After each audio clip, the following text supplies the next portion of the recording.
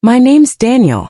I'm 38. I run a small hardware store in a town so small that everybody knows your business before you do. I've been married to Renee for 9 years. We had a decent life, not perfect but decent. 2 kids, a dog, a mortgage. The kind of life you don't think about losing until it's gone. Renee was well-liked. Involved in everything, the PDA, the community Facebook group, the church potlucks. People loved her. And for a long time I thought that was a good thing. The trouble started small, the way it always does. She started coming home late from book club. Then it was helping a friend move.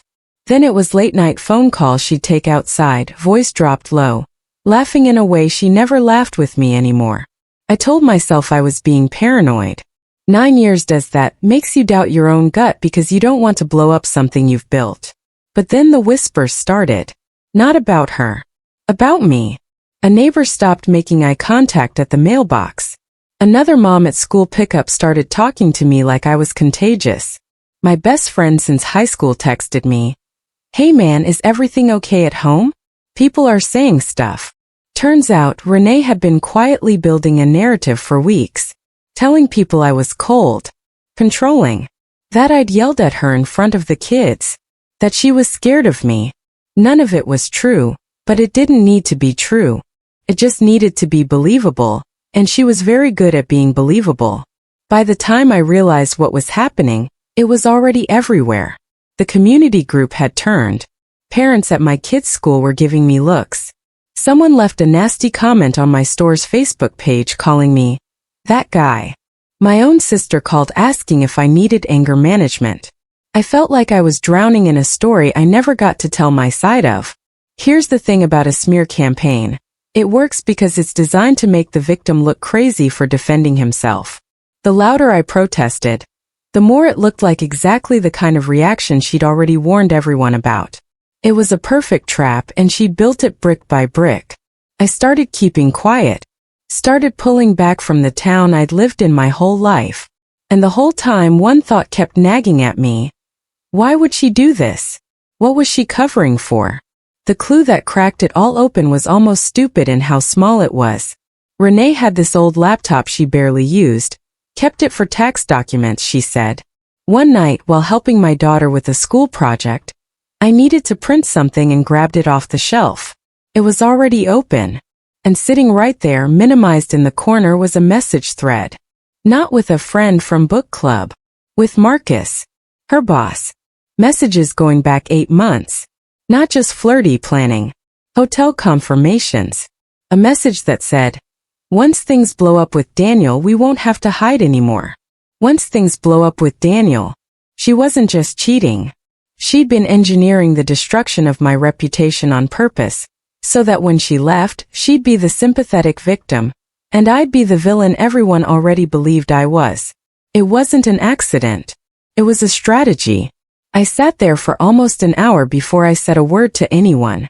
When she got home that night, I put the laptop on the kitchen table, screen still open. "Explain this," I said. She looked at it, then at me, and I'll never forget this, she didn't even flinch. "You went through my stuff? That's such a controlling thing to do." I actually laughed. "Renee, you've spent 2 months telling the entire town I'm abusive. And this is what you say to me right now. You don't understand our situation," she said, voice cracking on cue like she'd rehearsed the tears. "Marcus makes me feel safe. You made me feel invisible.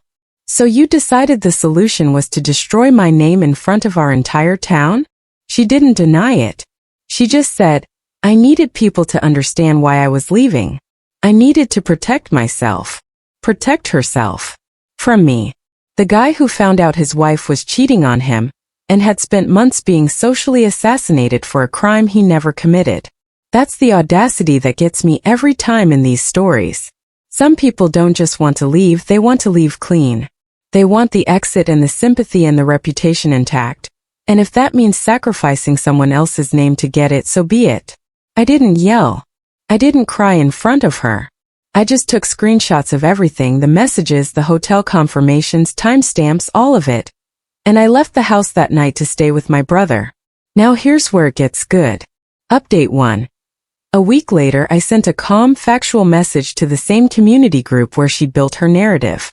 No accusations, no anger, just screenshots, dates, messages, the hotel confirmation with Marcus's name on it.